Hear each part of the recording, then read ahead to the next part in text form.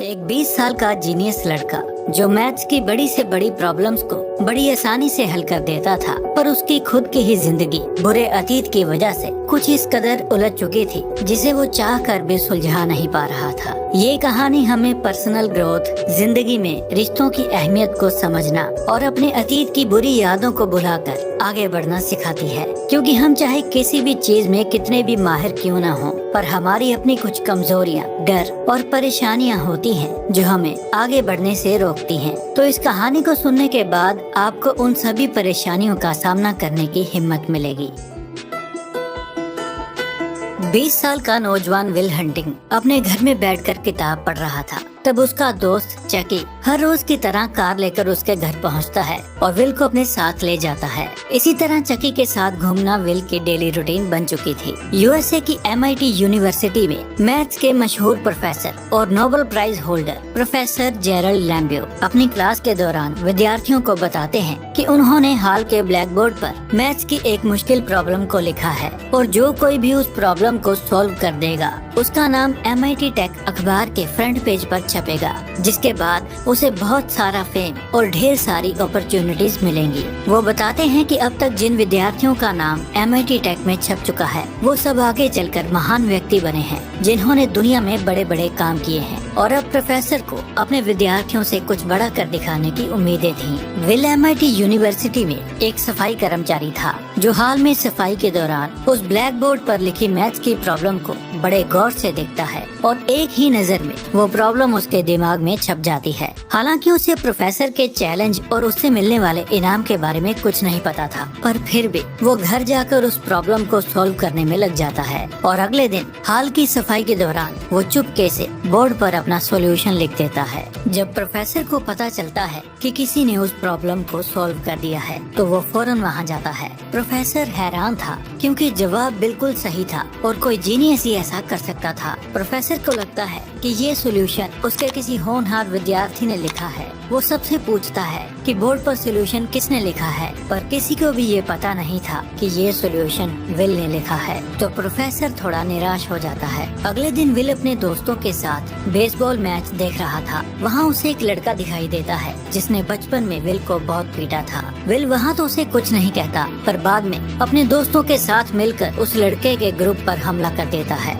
Will उसे बहुत बुरी तरह पीटता है। तभी पुलिस वाले वहाँ आ जाते हैं जो विल को रोकते हैं, लेकिन वो उन पुलिस वालों पर भी हाथ उठा देता है तो पुलिस वाले उसे अरेस्ट करके ले जाते हैं। प्रोफेसर की अगली क्लास में सब ये जानना चाहते थे कि वो जीनियस कौन है जिसने उस प्रॉब्लम को सॉल्व किया है। विद्यार्थियों से भरी अपनी क्लास में प्रोफेसर उस जीनियस को सबके सामने आने के लिए कहता है, लेकिन कोई भी सामने नहीं आता। तो ये पता लगाने के लिए कि वो जीनियस कौन है, प्रोफेसर बोर्ड पर एक नई प्रॉब्लम लिख देता है जो पहली प्रॉब्लम से भी ज्यादा मुश्किल थी, क्योंकि इसका सॉल्यूशन ढूंढने के लिए खुद प्रोफेसर और उसके साथियों को 2 साल लग गए थे। कोर्ट ने सुनवाई के लिए अगले हफ्ते की तारीख देकर विल को छोड़ दिया था, जो वापस MIT में आकर नई प्रॉब्लम को सॉल्व कर रहा था।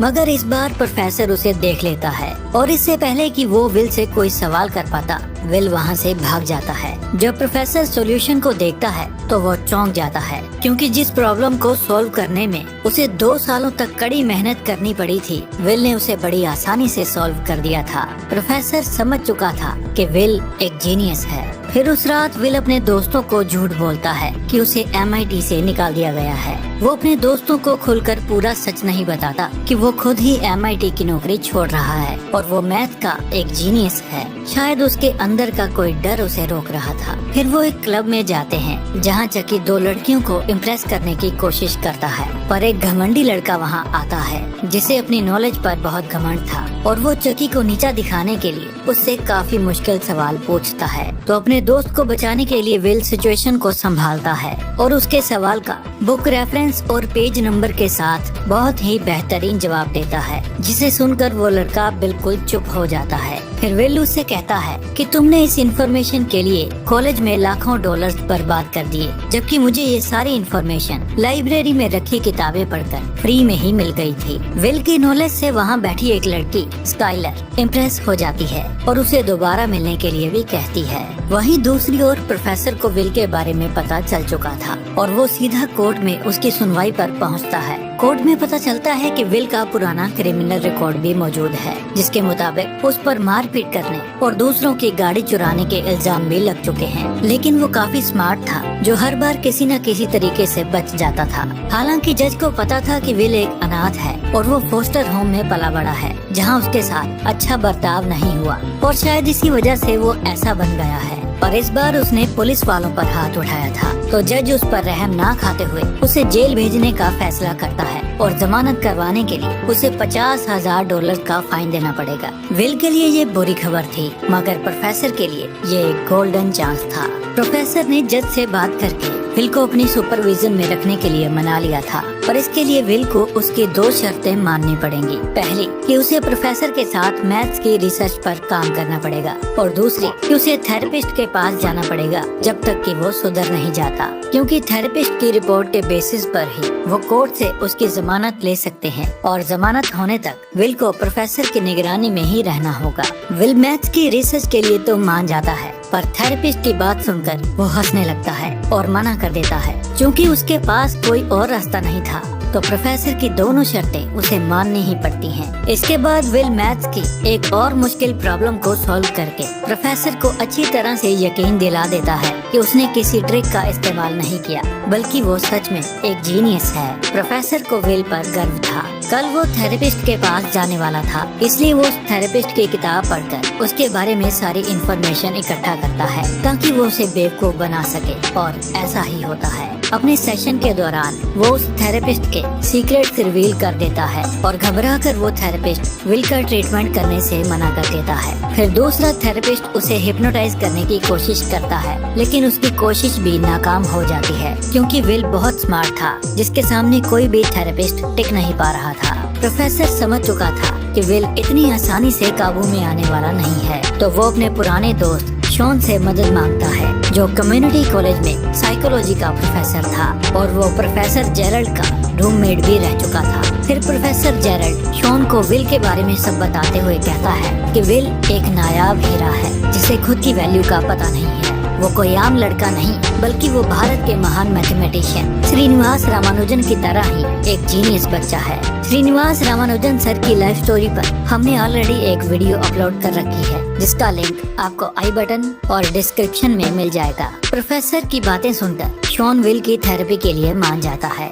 अगले दिन शॉन विल को अपने ऑफिस बुलाता है। प्रोफेसर को विल की स्मार्टनेस का पता था, इसलिए वो शॉन को समझदारी से काम लेने के लिए कहता है। इतने में विल वहाँ आ जाता है, जो अपने नए थेरेपिस्ट शॉन को भी सबक सिखाने के लिए तैयार था। प्रोफेसर कमरे से बाहर चला जाता है और शॉन विल से अकेले में बातें करने लगता है। शॉन के ऑफिस में बहुत सारी बुक्स पड़ी थी, जिन्हें देखकर विल उसकी किताबों का मजाक उड़ाने लगता है और उससे बदतमीजी से बात करने लगता है। ये सब उसका प्लान था, ताकि वो शॉन को गुस्सा दिलाकर डिस्टर्ब कर दे और इस थेरेपी सेशन को भी बर्बाद कर दे। शॉन जानता था कि ये विल की कोई चाल है, इसलिए वो ज्यादा रिएक्ट नहीं करता और शांत रहता है। इसके बाद विल का ध्यान एक पेंटिंग पर जाता है, जिसे शॉन ने खुद ही पेंट किया था। विल उसे कहता है कि इस पेंटिंग में और कोई नहीं बल्कि तुम खुद हो, और तुम एक भयानक तूफान में बुरी तरह से फंस चुके हो। आसमान तुम्हारे सर पर टूट पड़ा है। तुम्हारी छोटी सी नाव समंदर में तिनके की तरह है, जो कभी भी डूब सकती है। तुम किनारा पाने के लिए रो रहे हो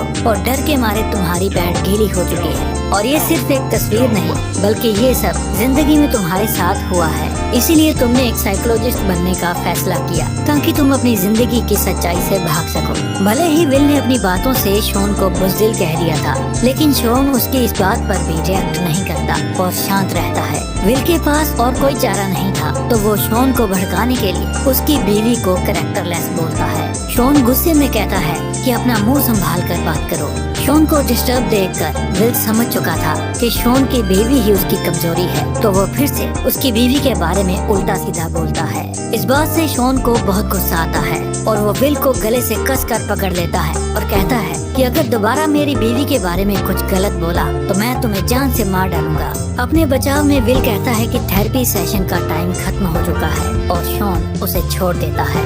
विल बहुत खुश था, क्योंकि उसने एक और थेरेपिस्ट को हरा दिया था, लेकिन शॉन उदास था और उसकी उदासी देखकर प्रोफेसर समझ चुका था कि शॉन विल के और थेरेपी सेशन नहीं लेगा। मगर शॉन हार नहीं मानता और अगले हफ्ते से थेरेपी सेशंस कंटिन्यू करने के लिए कहता है। उस रात विल स्काइलर के साथ डेट पर जाता है, जहाँ उसे पता चलता है कि स्काइलर का परिवार काफी अमीर है और वो हार्वर्ड यूनिवर्सिटी में पढ़ाई कर रही है। स्काइलर को भी विल बहुत अच्छा लगता है। उनकी डेट बहुत अच्छी जाती है और वो दोनों एक दूसरे को लाइक करने लगे थे। अगले थेरेपी सेशन के दौरान शॉन विल को पार्क में ले जाता है। वो कहता है कि तुम्हारी उस दिन की बदतमीजी पर पहले तो मुझे बहुत गुस्सा आया, पर जल्द ही मुझे ये एहसास हो गया कि तुम सिर्फ एक बच्चे हो जिसे इस बात का एहसास नहीं कि वो क्या बोल रहा है। तुम्हें प्यार के बारे में अगर कुछ पता भी है तो उसका आधार है वो नीरस किताबें जो हमें किसी चीज के बारे में सिर्फ बता सकती हैं, लेकिन उसका एहसास नहीं करवा सकती। असल जिंदगी किताबों से कहीं ज्यादा खूबसूरत है जिसका तुम्हें एहसास नहीं है, क्योंकि तुमने जिंदगी को सिर्फ किताबों में पढ़ा है, उसे जिया नहीं। अगर तुमने जिंदगी को जिया होता तो तुम्हें पता चलता कि जिससे तुम प्यार करते हो उसके साथ जीने से इतनी खुशी मिलती है जो दुनिया की कोई भी किताब बयां नहीं कर सकती। लेकिन तुम्हें इस बात का एहसास कहाँ, क्योंकि तुमने कभी किसी से इतना प्यार किया ही नहीं। दरअसल शॉन की बीवी को कैंसर था, जिसने अपने आखिरी 2 महीने हॉस्पिटल के बेड पर शॉन का हाथ थाम कर बिताए थे। और आज भी शॉन अपनी बीवी से बहुत प्यार करता है, इसीलिए विल के गलत बोलने पर शॉन को इतना गुस्सा आया था। वो कहता है कि जिसे तुम अपनी जान से भी ज्यादा प्यार करते हो उसे पल पल मरता हुआ देखकर कितना दर्द होता है वो कोई किताब नहीं बता सकती। तुम्हारी आंखों में देखकर मुझे कॉन्फिडेंट और इंटेलिजेंट इंसान नहीं बल्कि एक घमंडी, डरा हुआ और एक बेवकूफ बच्चा दिखाई देता है। तुम एक अनाथ हो और मुझे इस दर्द का एहसास है, लेकिन क्या तुम्हें अच्छा लगेगा अगर मैं किसी किताब का हवाला देकर तुम्हारे अनाथ होने का मजाक उड़ाऊं? कोई भी किताब तुम्हारे बारे में वो सब नहीं बता सकती जो तुम्हारे साथ वक्त बिताकर पता चलेगा। तुम्हें अंदाजा नहीं कि तुमने उस दिन क्या बोला। और इतना कहकर शॉन वहाँ से चला जाता है। विल को अपनी गलती का एहसास तो हो चुका था, लेकिन अभी भी उसमें काफी ईगो थी। अगले दिन वो चकी के साथ कंस्ट्रक्शन साइट पर काम करने चला जाता है और शाम के वक्त वो स्काइलर को कॉल करता है। स्काइलर फोन उठाती है, लेकिन विल के दिमाग में कोई हेजिटेशन थी, जो बिना कुछ बोले ही फोन काट देता है। तीसरे सेशन के दौरान विल कुछ भी नहीं बोलता तो उसे चुप देखकर शॉन भी खामोश ही रहता है और कोई रिएक्शन नहीं देता, क्योंकि वो जानता था कि विल अभी भी उसके साथ माइंड गेम्स खेल रहा है। सेशन का सारा समय यूं ही दोनों की लंबी खामोशी में खत्म हो जाता है। शॉन जानता था कि जब तक विल उससे बात नहीं करना चाहेगा तब तक उसे इंतजार करना होगा। प्रोफेसर जेरल्ड के साथ मैथ्स की रिसर्च में विल बहुत बढ़िया काम करता है। जिन प्रॉब्लम्स को कुछ मैथमेटिशियन सालों से हल नहीं कर पाए थे, उन प्रॉब्लम्स को विल बड़ी आसानी से सॉल्व कर देता है और प्रोफेसर को मानो ये सब एक चमत्कार लग रहा था। फिर शॉन के साथ चौथे सेशन में विल अपनी चुप्पी तोड़ता है और शॉन को एक जोक सुनाता है। शॉन इसी मौके की तलाश में था।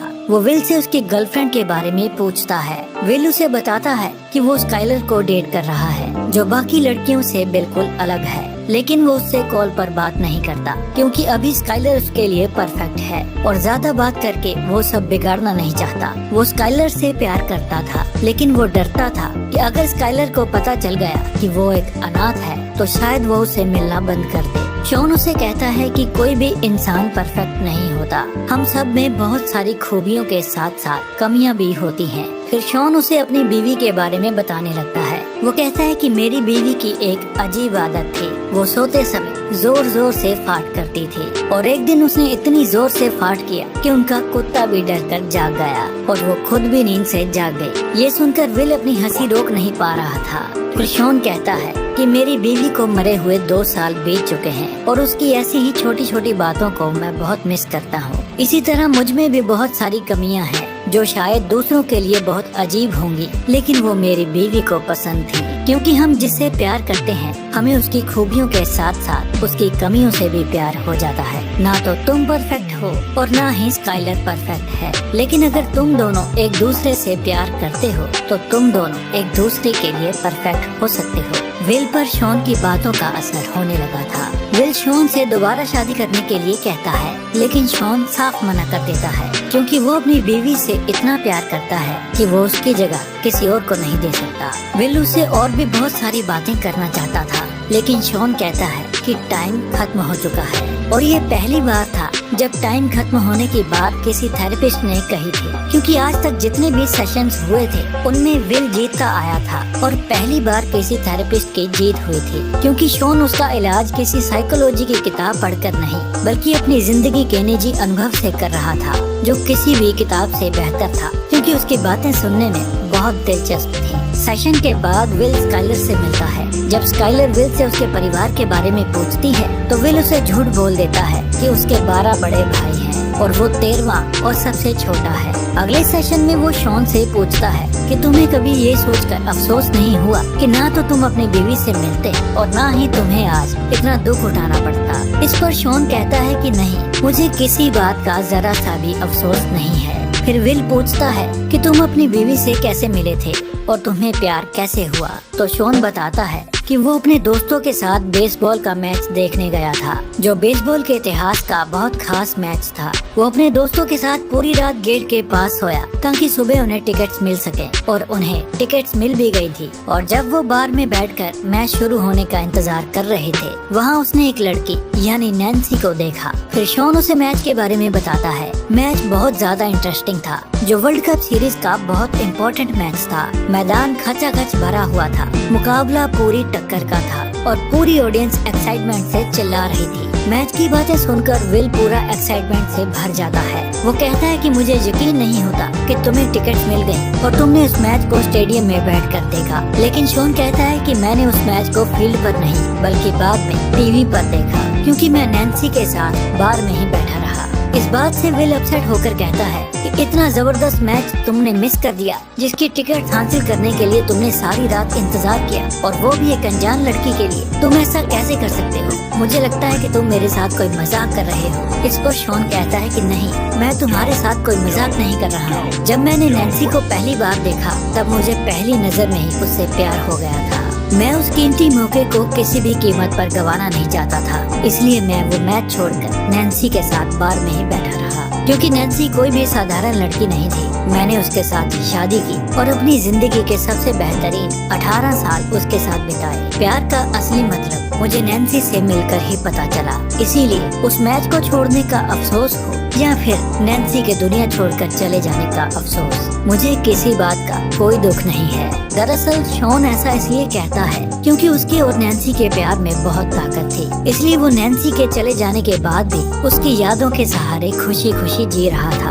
और वो जान चुका था कि प्यार अमर होता है, जिसका एहसास हमेशा आपके साथ बना रहता है। इसीलिए उसे अपनी जिंदगी से किसी बात की कोई शिकायत नहीं थी। उसका जवाब सुनकर विल पूरी तरह शांत हो चुका था। भले ही शॉन की बातें सीधी सादी थी, पर वो काफी असरदार थी, क्योंकि शॉन अपनी जिंदगी का अनुभव बताकर विल को प्यार और रिश्तों की अहमियत सिखा रहा था। शॉन की बातें सुनकर विल स्काइलर से और भी ज्यादा घुलने मिलने लगा था और उनका रिश्ता और भी मजबूत हो रहा था। इसी दौरान विल स्काइलर को अपने दोस्तों से मिलाता है, पर वो उसे अपनी सच्चाई नहीं बताता कि वो अनाथ है, क्योंकि विल को हायर करने के लिए बहुत सारी कंपनीज के ऑफर्स आने लगे थे। तो प्रोफेसर शॉन से मिलता है ताकि शॉन जल्द से जल्द उसकी रिपोर्ट बनाकर उन्हें दे और वो विल का करियर प्लान कर सके। लेकिन शॉन कहता है कि विल को अभी वक्त चाहिए, और मुझे लगता है कि विल को डिग्रीज, मेडल्स और शोहरत नहीं चाहिए, बल्कि उसकी मंजिल कुछ और है। और अगर हमने उस पर किसी तरह का दबाव बनाया तो विल हमेशा के लिए यहाँ से भाग जाएगा।